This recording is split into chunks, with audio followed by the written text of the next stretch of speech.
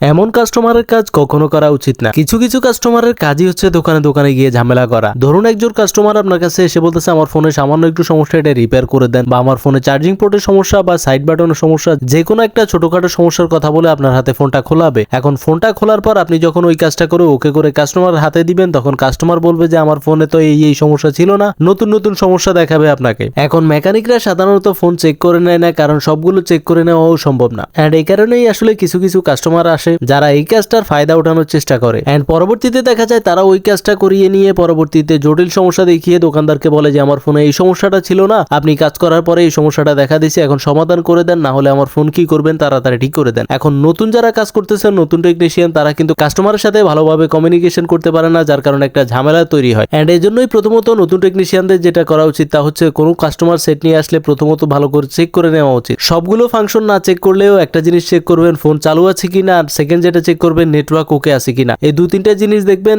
আর বাকি ছোটখাটো সমস্যা হলে এটা আপনি সমাধান করে দিতে পারেন। তাহলেই আশা করি কোনো কাস্টমার আপনাকে ঠকাতে পারবে না।